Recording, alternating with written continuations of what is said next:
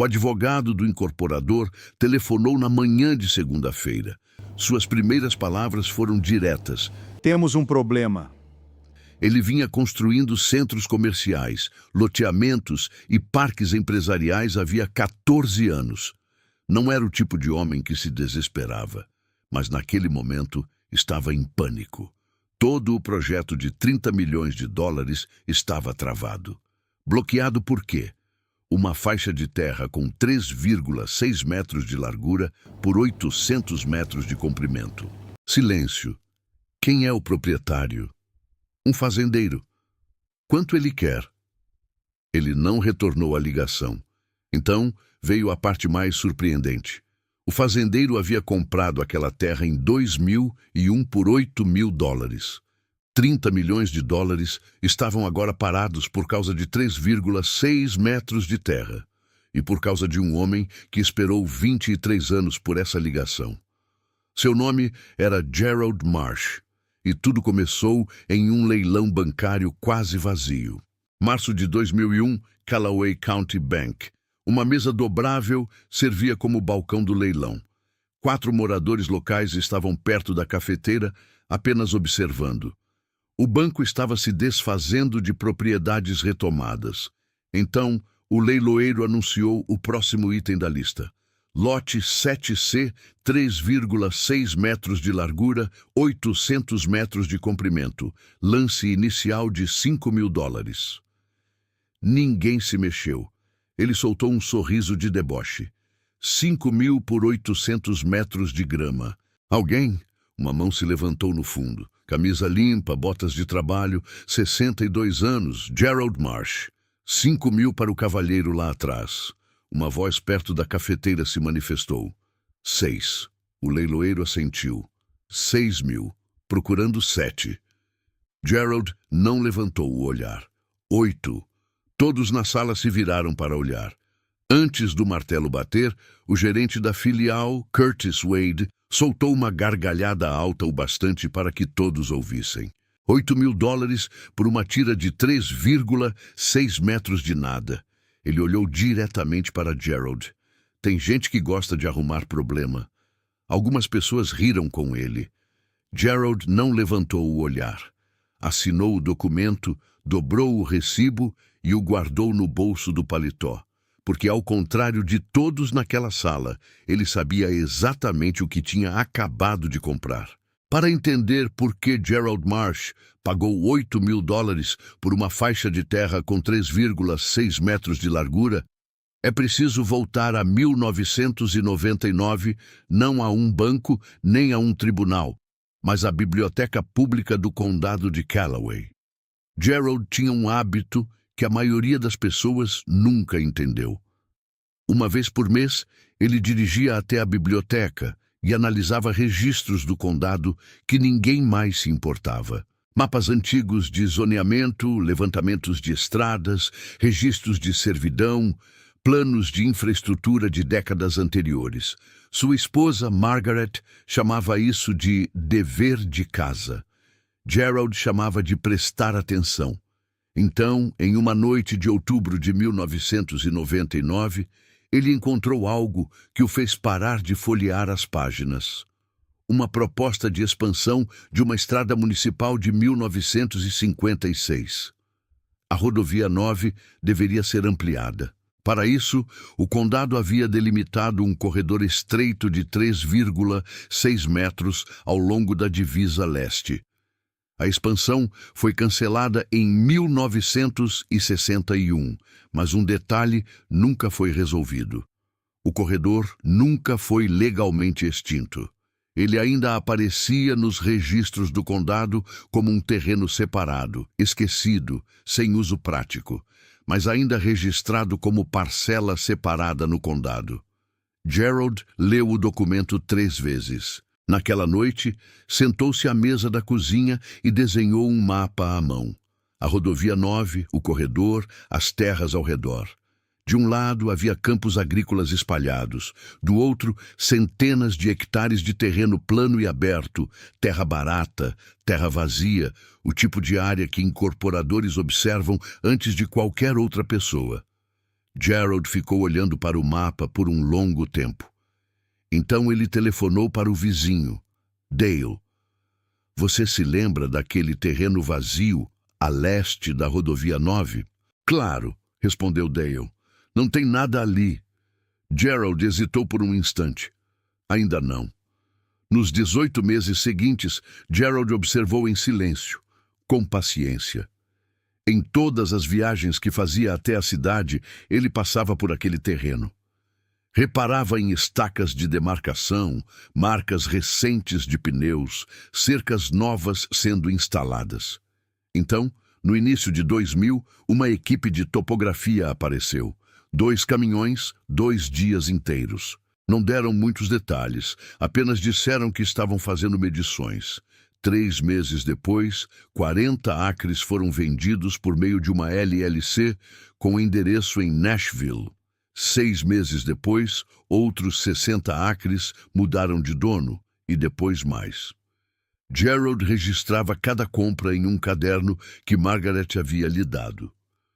Uma noite, ela perguntou o que ele estava anotando.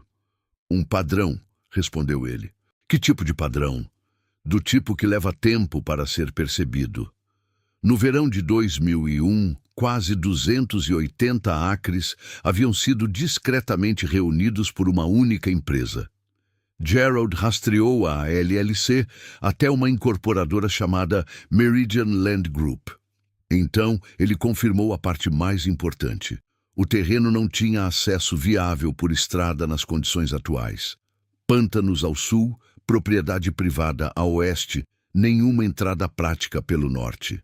O caminho mais viável e juridicamente seguro de entrada e saída seguia pela margem leste da rodovia 9, atravessando o corredor de 3,6 metros, enquanto outras alternativas seriam muito mais caras, demoradas ou incertas na justiça, exatamente o mesmo corredor que o banco estava prestes a leiloar. Lance inicial, $5.000. Gerald fez as contas. A construtora já havia investido milhões na compra das terras e ainda não possuía a parte que mais precisava. Então Gerald definiu seu limite em $8.000, apenas para garantir que sairia na frente. Gerald voltou do leilão com a escritura guardada no bolso da camisa. Margaret o aguardava à mesa da cozinha. Você conseguiu? Conseguimos. E agora? Gerald pensou por um momento. Agora vamos esperar. Margaret o conhecia havia 38 anos. Ela sabia quando ele estava apenas supondo e quando tinha certeza. Aquilo era certeza. Quanto tempo? Ela perguntou. O tempo que for preciso. Ela assentiu uma vez, levantou-se e colocou a chaleira no fogo. Quase não falaram mais sobre aquele terreno durante anos.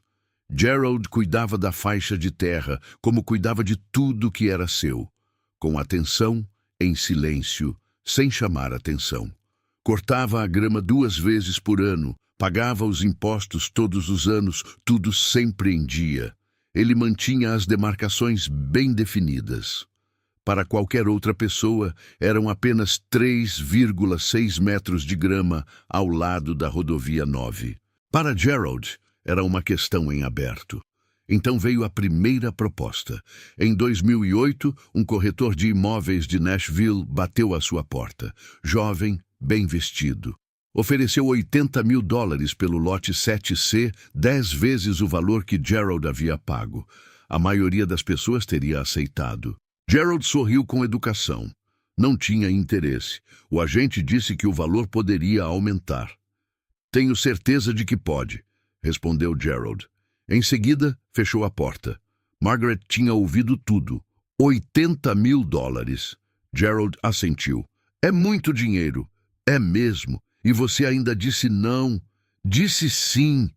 Ela o observou por um instante e voltou para a cozinha. Ela nunca mais perguntou. Os anos passaram.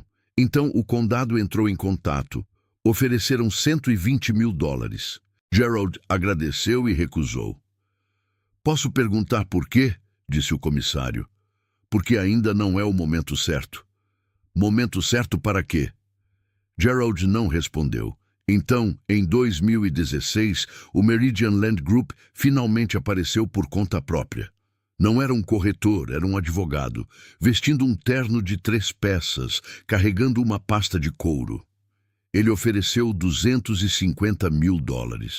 Gerald o convidou a entrar, serviu café, ouviu com atenção e depois olhou para ele por cima da xícara. Diga ao seu cliente que eu também venho sendo paciente, há mais tempo do que ele. O advogado saiu com a mesma pasta com que havia chegado. Gerald abriu seu caderno, anotou a data, a proposta e 3 palavras. Ainda não. Espere. Entre 2001 e 2024, Gerald recusou uma oferta atrás da outra. Não por teimosia, nem por ter dinheiro, mas porque entendia algo que ninguém mais compreendia. A faixa de terra nunca valia o que ofereciam. Ela valia o quanto era necessária para eles. E em 2024, finalmente, ela se tornou necessária. Na primavera de 2024, o Meridian Land Group deu entrada no pedido de aprovação final. 340 acres a leste da Rodovia 9. Um projeto imobiliário com áreas comerciais e residenciais em desenvolvimento havia quase 10 anos. A maioria das pessoas da cidade enxergava progresso. Gerald enxergava documentos. Ele dirigiu até o escritório de planejamento do condado e solicitou o processo de licenciamento. O funcionário lhe entregou uma pilha espessa de papéis. Gerald queria apenas uma página, a página 31, o plano de acesso ao local, a largura da estrada, o fluxo de tráfego, os pontos de entrada, e lá estava. Uma das principais vias de acesso planejadas seguia pela margem leste da Rodovia 9, atravessando o lote 7C, com 3,6 metros de largura e 800 metros de comprimento, o terreno de Gerald.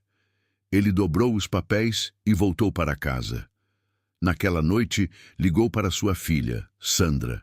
Sandra tinha 41 anos, era advogada imobiliária em Knoxville, inteligente, calma, sob pressão. Pai, o que aconteceu? Preciso que você veja uma coisa. Que tipo de coisa? Um pedido de licença. Houve uma breve pausa.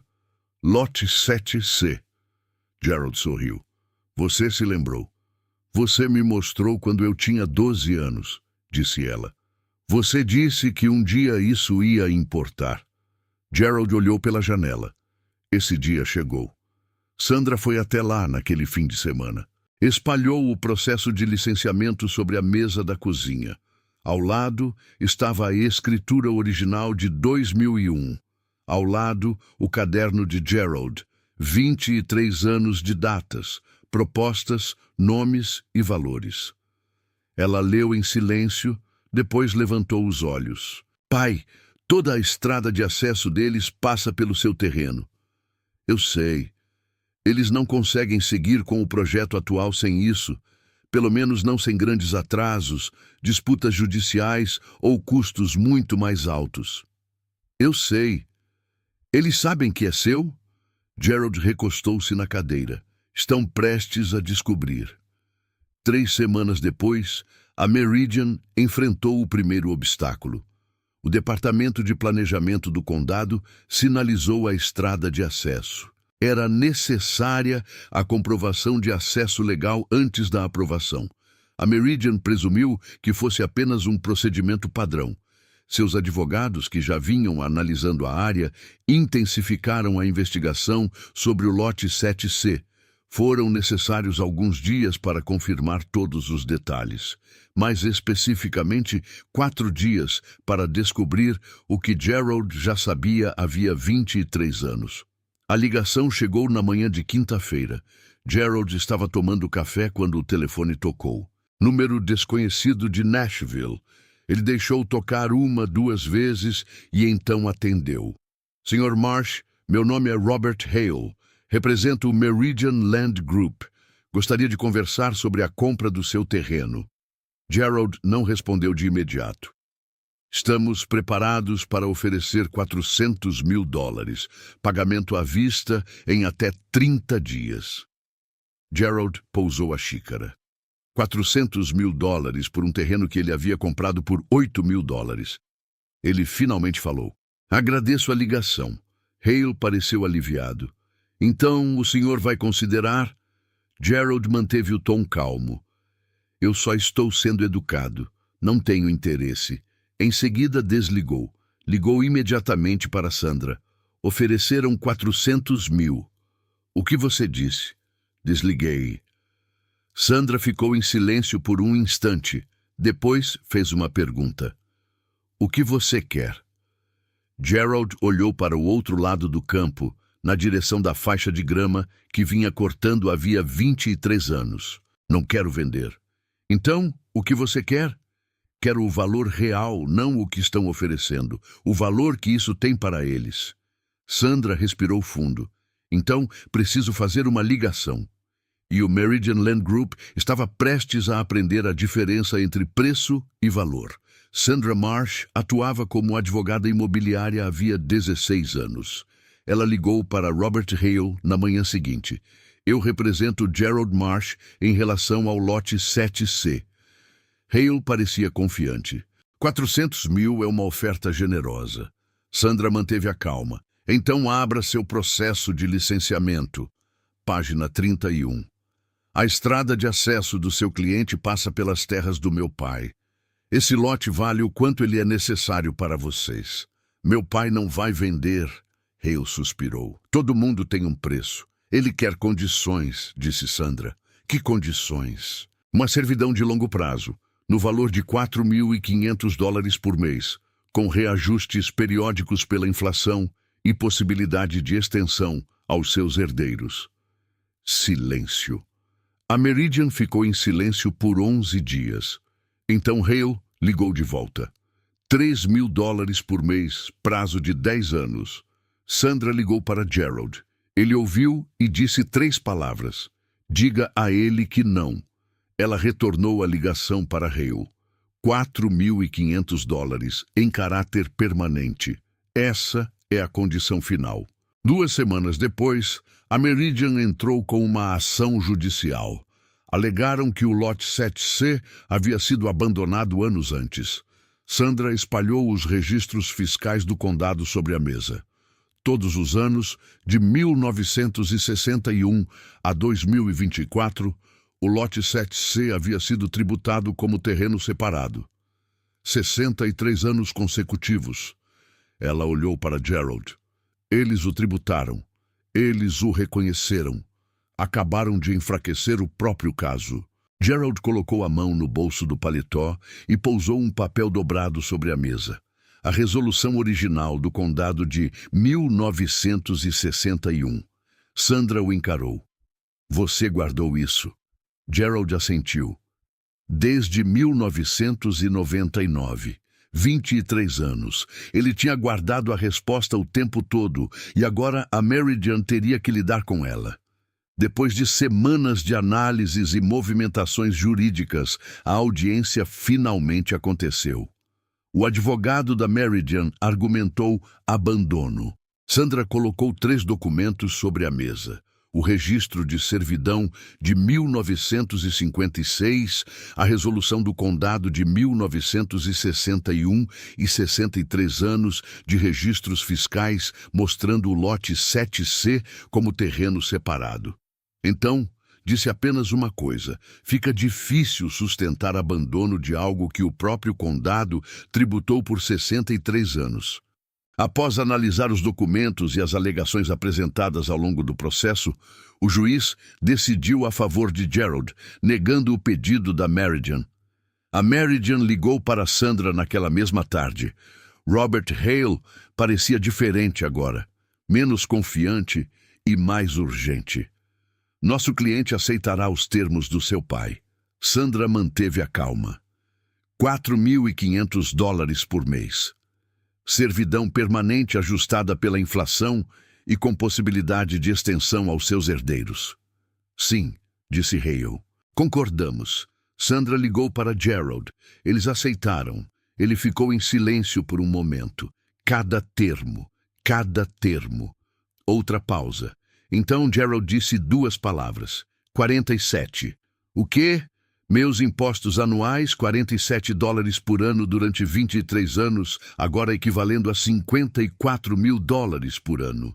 3 semanas depois, o acordo foi assinado. Gerald registrou o documento pessoalmente no cartório do condado. Depois voltou para sua caminhonete, abriu o velho caderno que Margaret lhe dera anos antes, virou para a última página e escreveu uma única linha: Abril de 2024. Pronto.